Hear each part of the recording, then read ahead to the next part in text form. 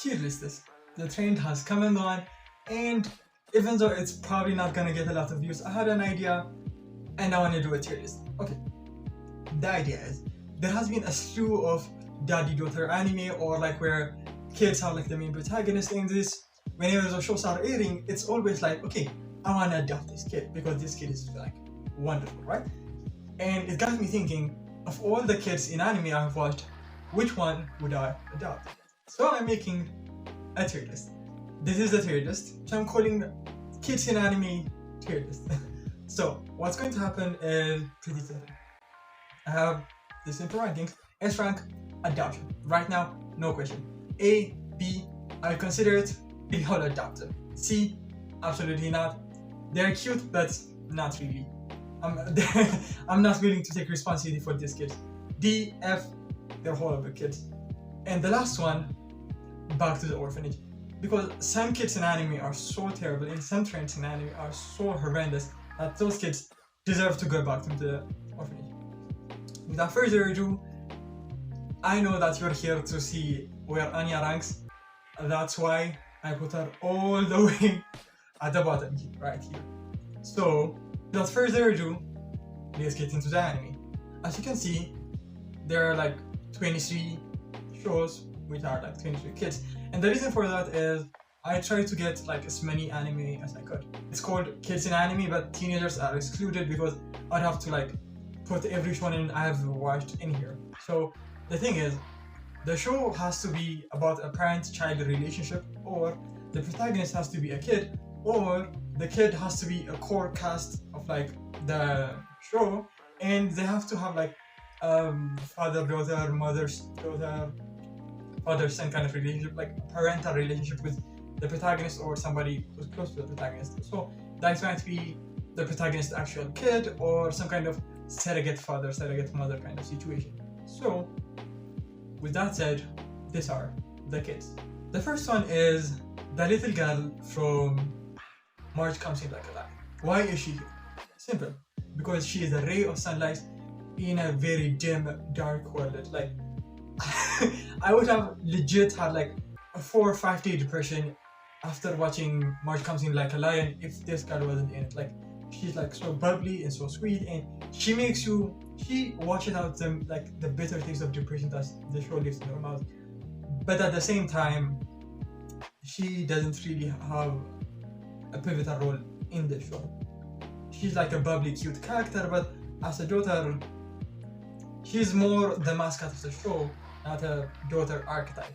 Therefore, she goes right into C tier. Okay, next one.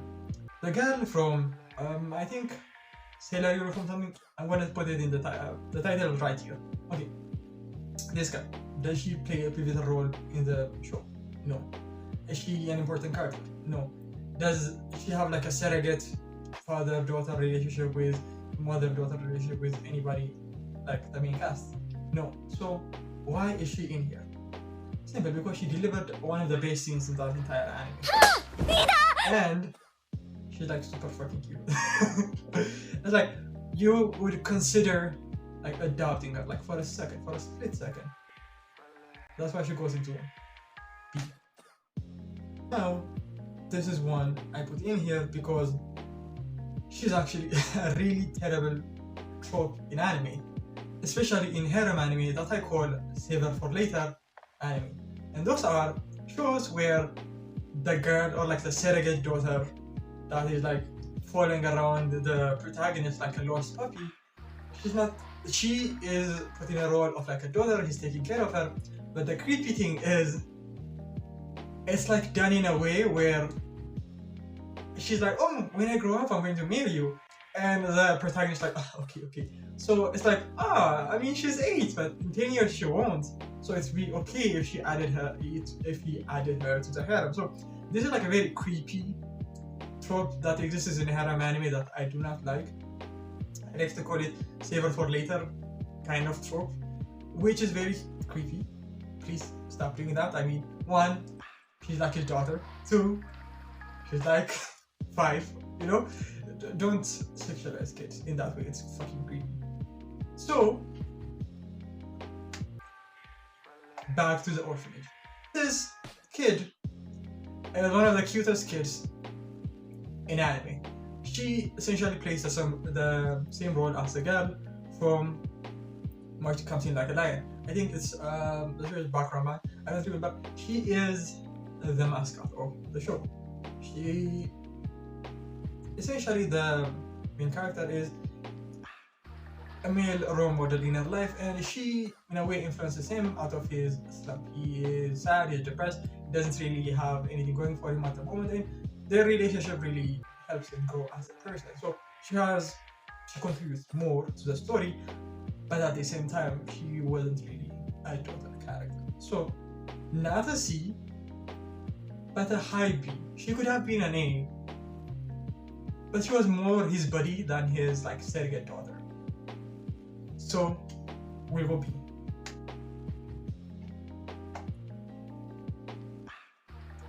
So we go to the anime where the kid is actually a pivotal point, like a pivotal character within the show.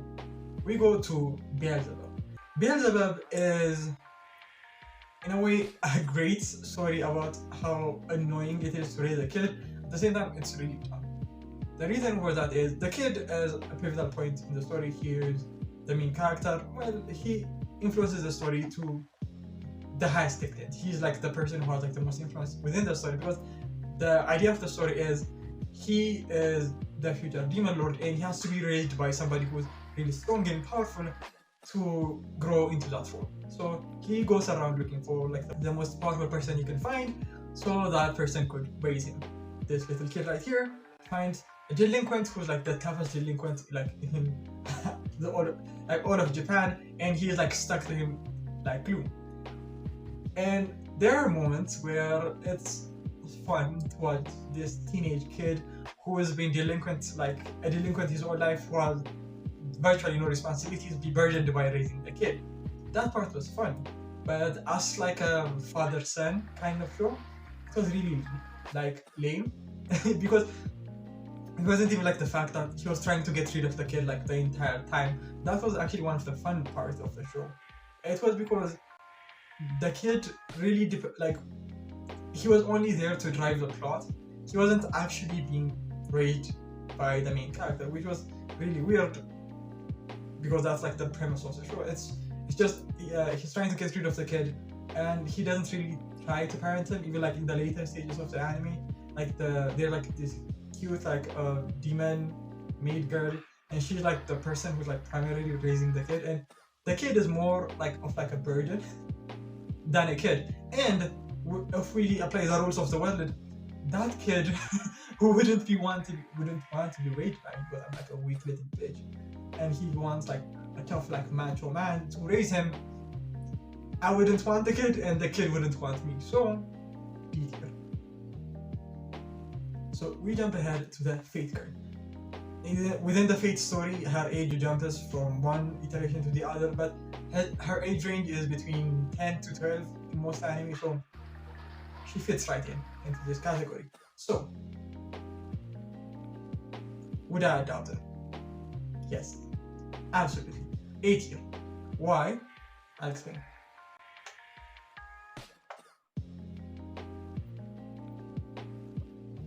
First, she's cute as fuck. I mean, in every iteration, she is borderline sociopathic, but she's not an actual sociopath. She just represses her emotions because she's just trying to do what she was raised to do. Cute kid.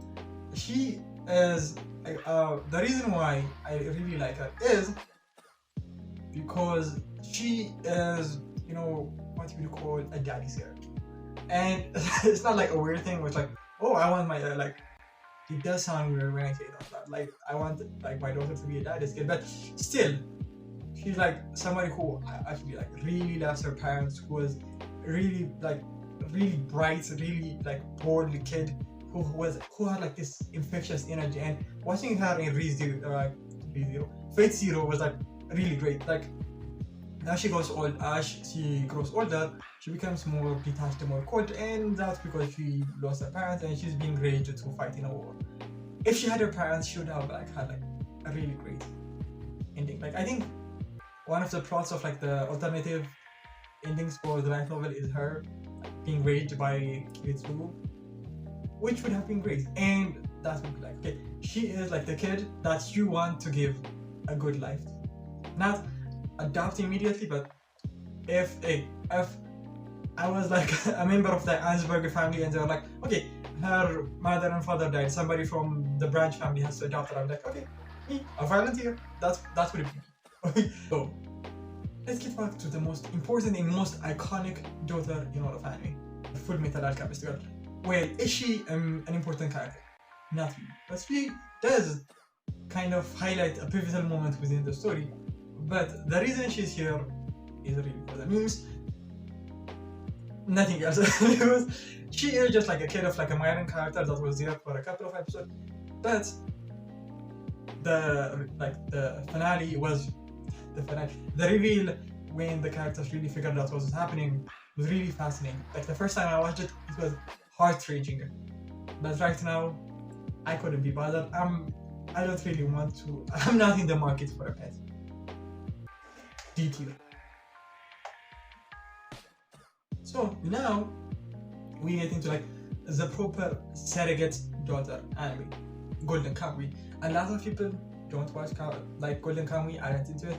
I don't blame you. Like it's like not a show that you would like easily get into if you're not enthralled by the plot within like the first 3 episodes of like the first season. If you're not into the show by then, you're not going to like watch all 4 seasons of it. I did. I loved every bit of it.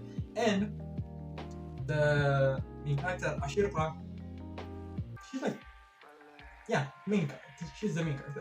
She starts out like a kid, and the show, like the book, like the manga, ends when she's like in her teens. But right now she's well within the range of like the list of like the kids. She's not the 14-year-old shonen protagonist that goes to conquer the world as of right now. Maybe in the future. So her and Sugimoto's relationship starts more with friendship, then it grows into something that's like he's more of like a protective older brother or like a dad. And Ashirpa is what I would call the best kid you could raise, because her dad was really involved in her life and he raised her well, and he is like what I would call, if you had a great parent and you didn't have a lot of trauma, the lifestyle or like the experience, like this, like her is what you would turn out if you were not traumatized as a kid by your parents. Still, we are rating her on how adaptable she is. So right now she doesn't have any parents, mom, dad gone. She doesn't have anyone who is like a father figure in her life. So would I adopt her? Not.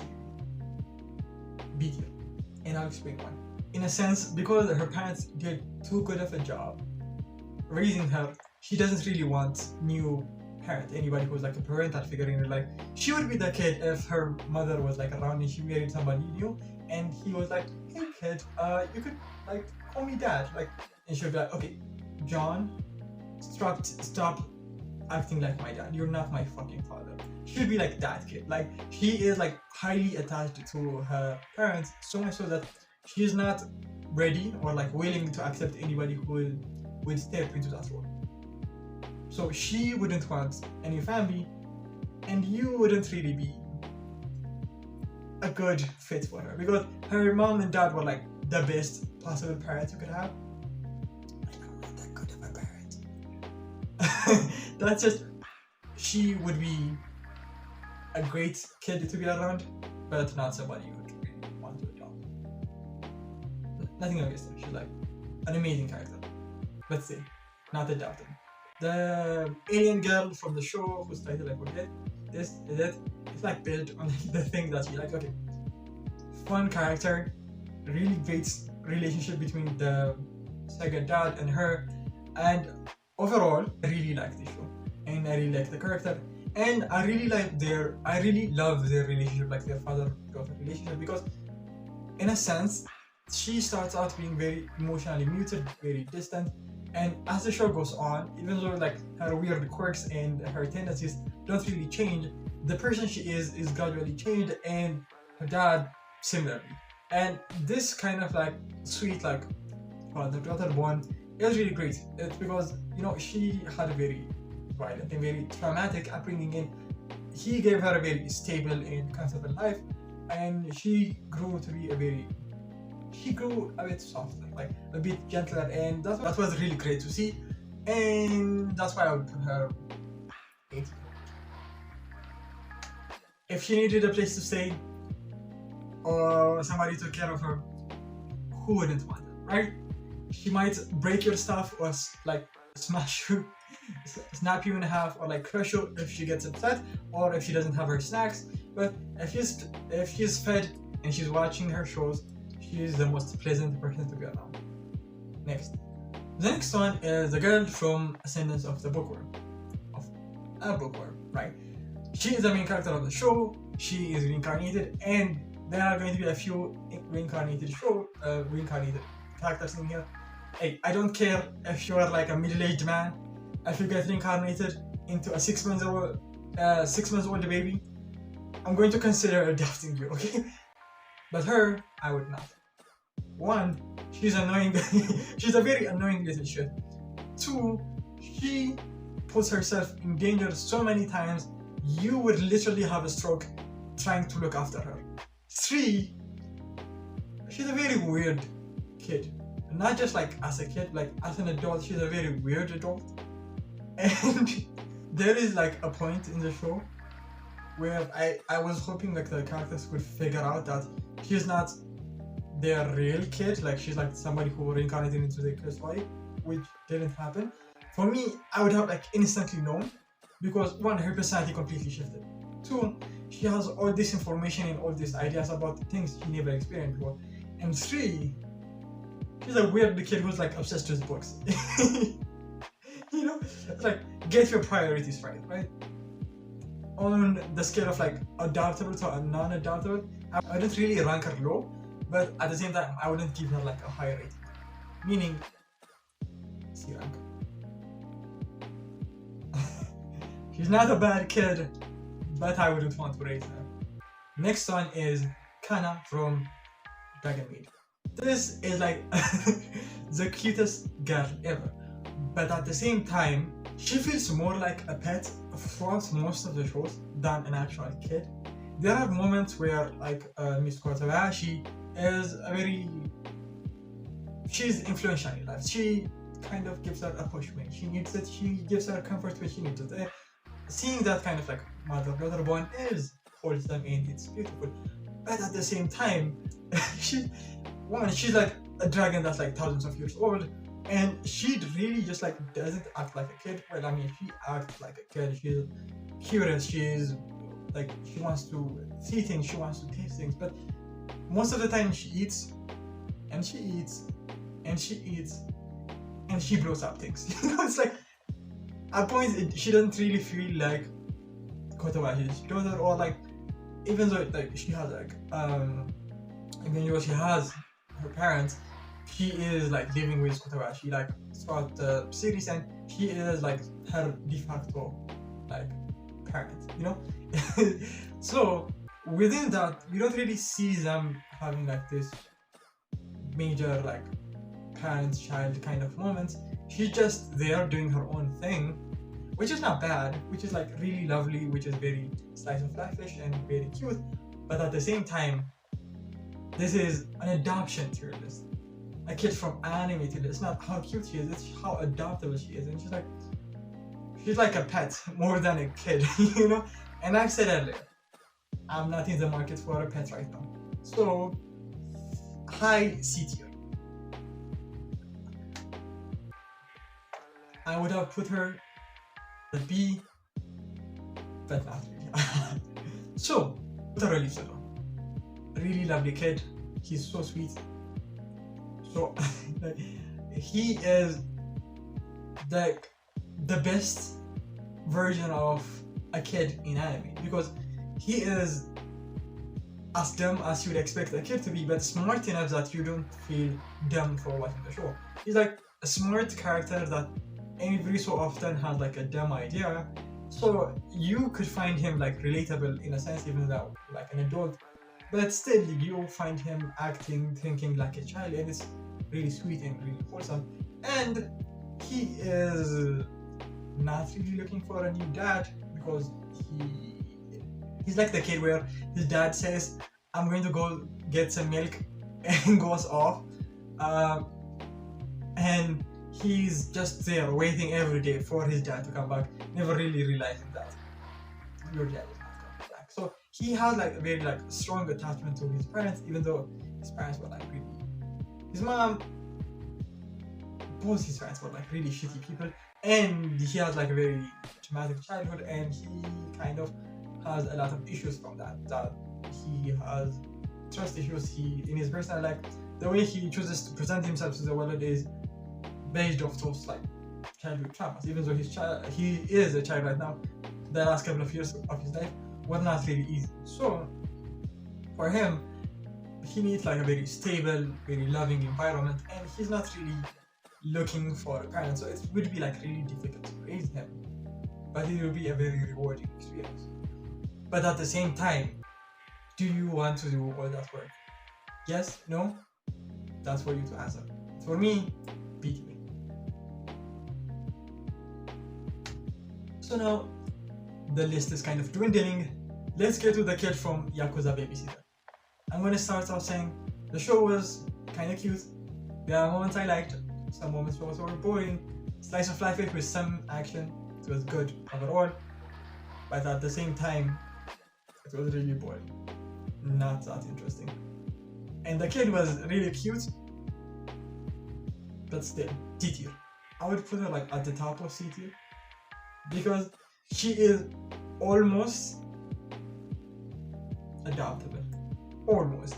But at the same time, she does have a mother and father, so it's not like you're going to like take her away, right? Two, that like I didn't have anything to say. In my mind, I was going like, okay, I'm gonna say 2, and something smart is going to come out. But no. Okay, the show was boring. I thought she was cute, but I wouldn't really want to be like the babysitter. Like in that universe, she would be like stepping into the babysitter's role. That seems like too much work for very little reward, financially or like emotionally. Next kid, Made in Abyss. 8 years. She might be the kind of kid that one day decides that she's going to go on an adventure and disappear for months because that's the kind of person she is. But still, it would be rewarding to raise her. She is smart, she's brilliant, she's driven, she's fucking this high and she's like chasing after her dreams. Most people are fucking cowards in their 30s that never attempted to chase after anything in their life, just going through the motion. If you feel attacked by that, sorry, I didn't mean it to come out like a dickish way. I'm just saying it, okay? She is a very amazing kid. Raising her would be a very rewarding experience. 8, easy. So now, Rudius from Mushoku Tensei, Jobless Reincarnation. Is he a pedophile? Yes. Is he a perverted little shit? Yes. Is he a middle-aged man? Yes. But in the first season of the show, he starts as a kid and he's still under 13 years old by the time the show ends. So it counts. And I wanted to put him in the show because I want to clickbait him in the title or like the thumbnail. How would I rank him? D. Okay. 1. He's a very shitty person. Before and after he died, it took him a long time to like find like the smallest smidge of decency. Like he like basic human decency escaped him for the longest time. And I actually like the show, and I like him later on in the show. But at first, it was really hard to watch, and he's a really shitty person. 2. He's a very needy kid who has like he's a very needy little shit, and the way he acts around the people around him, the people surrounding him, his family, he's kind of a little shit. You know, like if he was my kid, I would have left him. Like if I was in like in a medieval setting like he was born in, and he turned out to be my kid, I would take him back out to like some kind of abandoned forest, leave him there, and just go home. Okay? That's like the kind of kid Rudy is. Does he grow up to be a decent person? Yes. Is he a pedophile? Still yes. So raising him would be like, he's like, like he's a decent person now. Also a pedophile. So I wouldn't want to raise him. I wouldn't want to adopt him. I wouldn't want him to be my kid. End of end of sentence. Next, the kids from Wolf's Children. Are they really lovely kids? Yes. Does seeing them grow up within the show, it is really a rewarding experience? Yes. Are they very fast? Are they fun to watch? It is fascinating to watch them grow up. Yes. Would it be a great experience to be a part of them growing up? Also yes. So, how high would I rank them? High enough that you'd consider adopting them, but not so much that I would adopt them right away. Why? They're half fox, half human. How could I even start to raise them? Low A tier. It seems it would be a rewarding experience to watch these kids grow up, but you are no way equipped to be a part of that experience. Their mom struggled an ungodly amount. Imagine that being you pussy. Okay, next, King's ranking. Pochi. Where would I rank her? Well, obviously, S tier. Why S tier? Simply because he's the most amazing kid. He's smart. He's very conscientious of the people around him. He is bright. He is loving. He's understanding, and he had the biggest heart. The best part of this show was seeing how loving he was. This kid, being this kid's parent, would be one of the best life experiences you could possibly have. And his dad is kind of a little shit. His mom, both his moms are badasses, and they're the goats. They deserve all the praise. They're best moms ever. Higher ranking anime moms. If this video does well, I'm gonna do an anime mom tier list where I rank the best moms and the worst moms in anime and how they raise their kids. If you want that, subscribe, all that. Okay? Bochi, great kid, loved the show, loved him, would sell both my kidneys to be able to raise him. Next, anime that all of you are here to find out how it is ranked. Spy Family, Anya. Where would I rank her? Okay, let's see. High C tier. Why? 1. Anya is fun as a character, but I didn't really find her that charming. Okay, before you dislike bomb, before you go anywhere, just let me. Okay, the Waka Wakas did not give me the Doki Dokis. Okay, I didn't find her to be oh my god, she's so sweet, I want to adopt that. I found her to be absolutely there. Every time I watch an episode, every time a new episode airs, I am laughing hysterically. And when this video is filmed, season 2 is still airing. It's going to be over by the time this video is out. But still, I loved it. I loved every part of it. She was fun.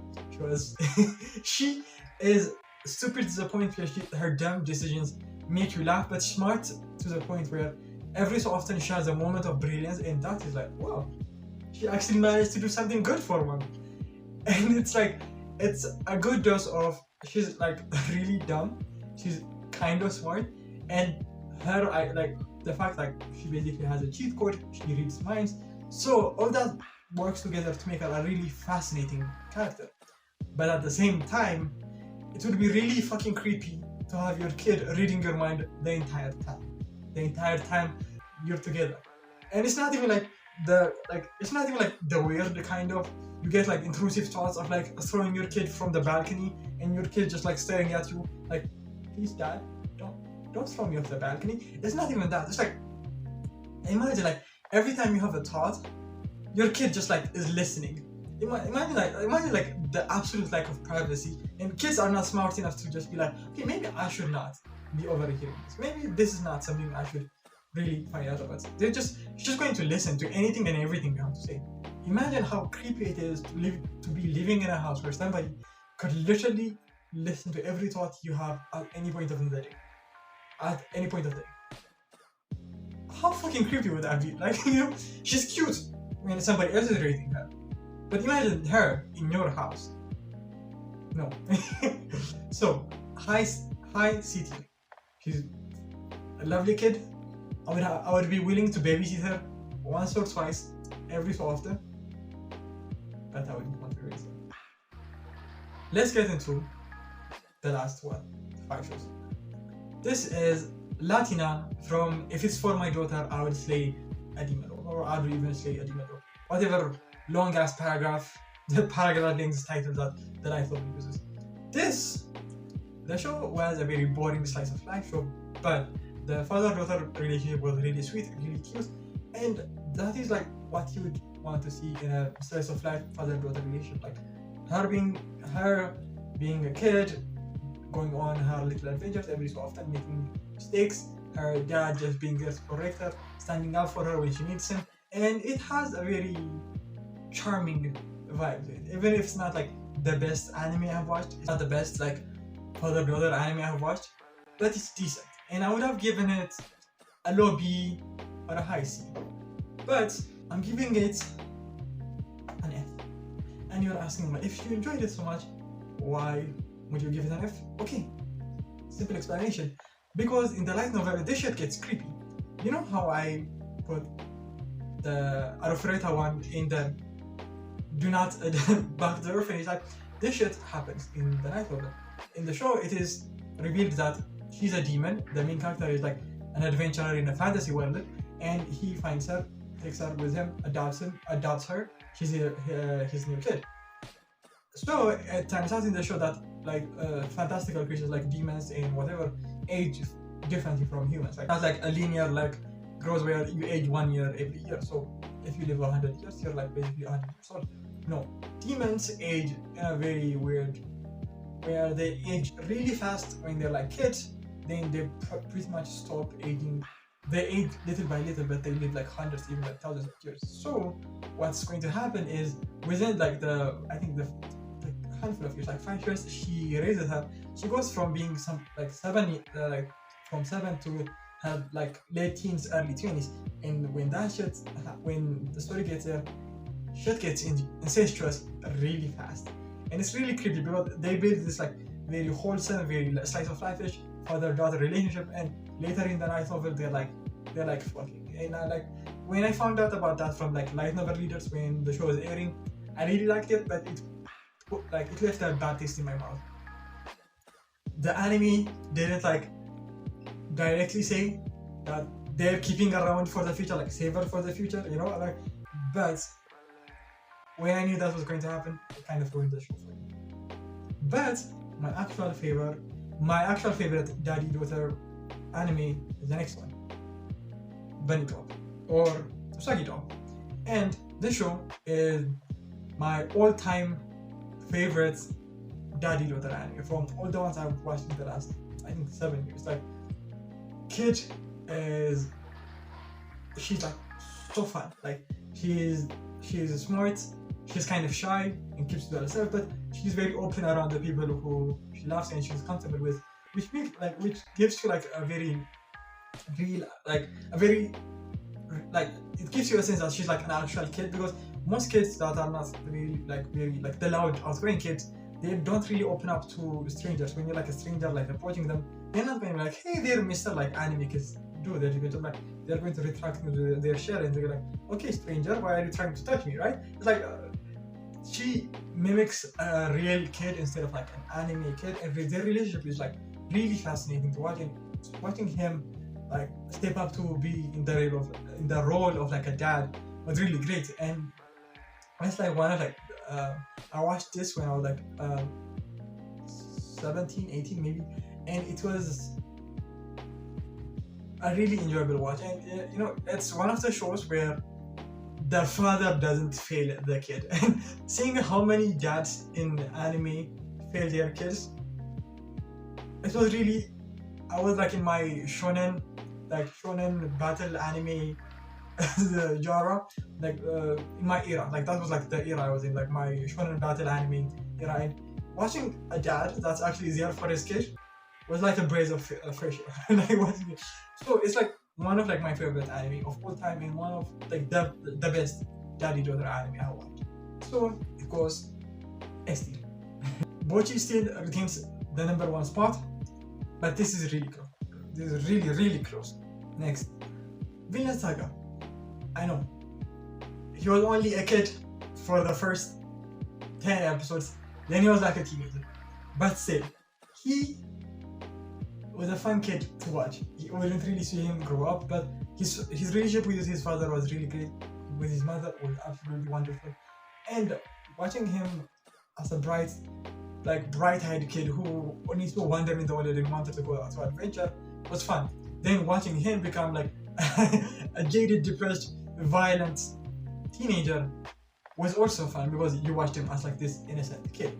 So rating like how I would rate this like wild kid who wanted to go into like adventure all over the world, I would put him at like a low B here. Yes, higher than Anya. He's a cute kid and he deserved all the love, and he did not deserve what happened to him.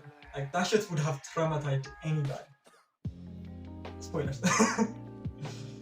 And the last ones are these two, Promised Neverland and Tanya the Evil.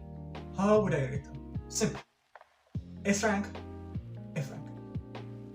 This kid from, I don't mean like the main cast, like every kid in that show deserves the best. All of them are really wonderful kids, really bright, really like, I would adopt the entire orphanage and feed them to like monsters to get to get some kind of favor from the monsters. But still, S rank all the way. Tanya. Let's go back to the checklist of reincarnated middle-aged man. Middle-aged salaryman. Check. Malignant narcissist. Check. Sociopath. Check. Would probably slit your throat in your sleep if you tell her no at any point in her life. Check. Do I love the absolute shit out of Tanya? Yes. Is Tanya the Evil one of like my all-time favorite shows? Yes. Would I adopt her? Yeah, fucking no. So, F rank. And, ladies and gentlemen, this is the completed list of all the kids that I would either consider adopting or give up for adoption if they were like my kid. So, right at the top, all three shows, amazing kids, they deserve the best. A tier, all of them fun, maybe a bit challenging, but at the end of the day, it will be very rewarding to have them. B tier, they either have no desire to be your kid, or their parents are already great and you have no space in their life. But if you had the opportunity to adopt them, you absolutely should. C, they're cute kids, they're fun. It would be like 100% on the board, like I'm on board to like babysitting them every so often, maybe once a week, twice even, because they're so fucking cute. Would I want to spend every day with them? Absolutely not. D tier, annoying little shits. F tier, do not even consider being in the same room as like these kids.